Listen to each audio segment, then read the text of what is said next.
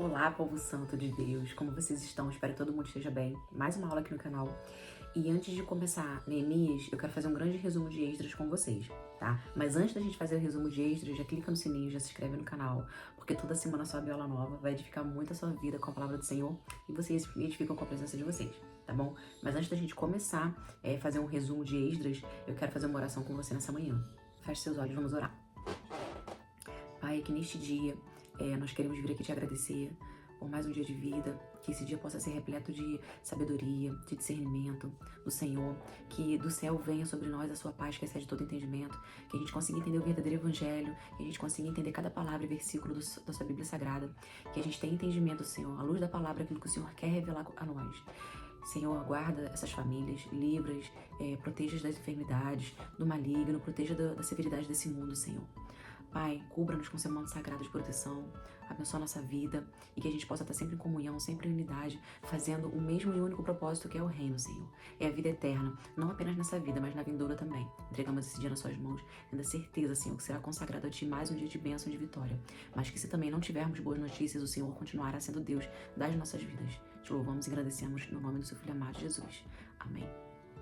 Então, Esdras, o que significa Esdras? Esdras significa um auxílio, um ajudador, né? O significado do nome dele. E ele teve um papel fundamental, esse personagem, para a restauração, não só da parte física do povo de Israel, mas da parte espiritual também, podendo ser apontado como um ajudador de Deus naquele tempo, para o que Deus queria fazer naquele povo, naquele momento. Então, o livro Esdras relata a história do povo, narrando o retorno dos exiliados na Babilônia, a terra de Judá, sob o decreto de Ciro, que foi o rei Pérsia na época. Então o livro relata sobre a construção do templo de Jerusalém, a reconstrução do templo, bem também como os esforços de Esdras para poder restaurar a lei de Moisés naquele lugar, né? Ele era um estudioso, além de ser um estudioso, foi chamado por Deus para aquele templo, para que não só ajudasse a restaurar o templo do Senhor, mas que também ajudasse a que viesse a memória, a lembrança, todas as leis e os mandamentos do Senhor através do seu servo Moisés, como também a verdadeira adoração entre o povo.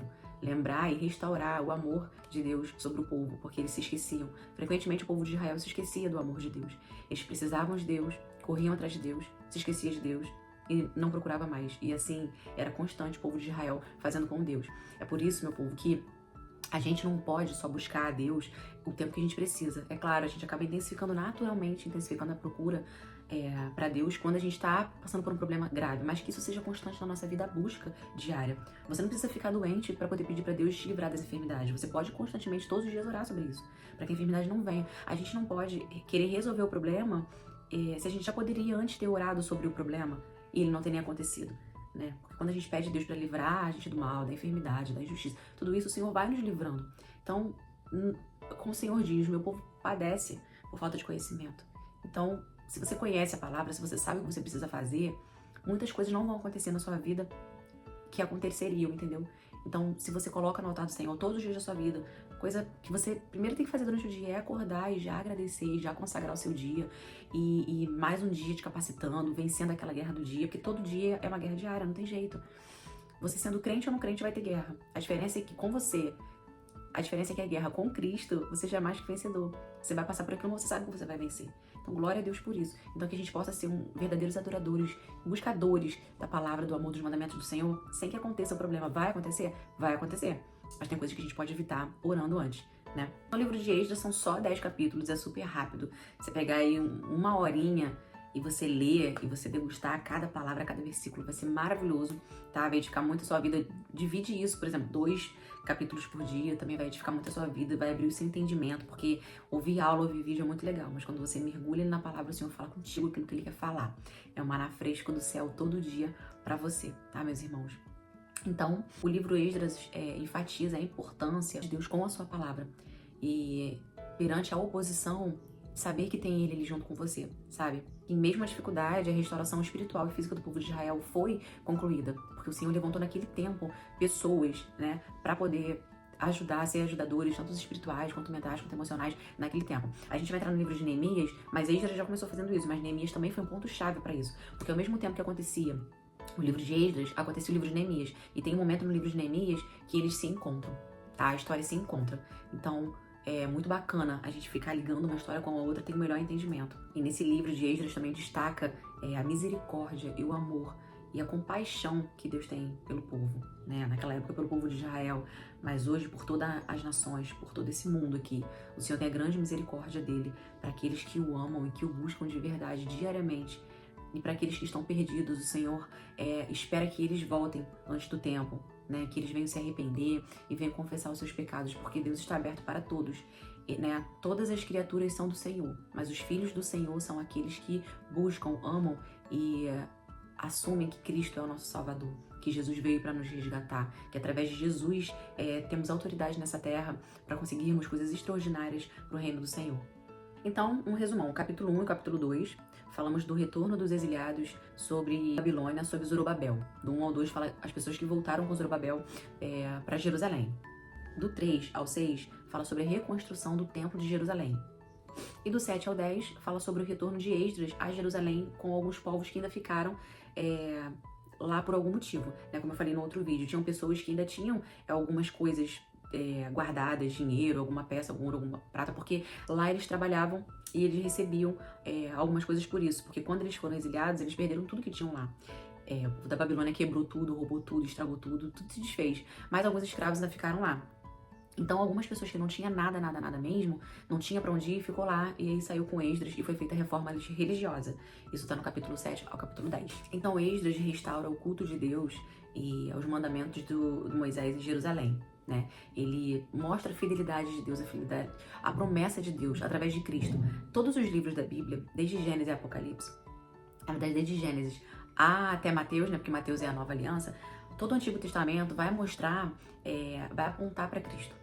Todas as histórias apontam para Cristo sobre as promessas e fidelidade do Senhor, porque Deus prometeu isso no Jardim do Éden. Então, o livro de Esdras, como todos os outros livros, enfatiza muito a vinda de Cristo, preparando já o caminho para Jesus, né? Porque todas as coisas vão se alinhando quando a gente chega na história de Jesus, ali já no Novo Testamento, que a gente lê sobre Jesus, a gente vai vendo que desde Gênesis já tem, assim, uma linha, né, indicando a vinda de Jesus, que é a palavra viva encarnada, que restaura Deus com a humanidade. Glória a Deus por isso, né? Então é isso, povo de Deus.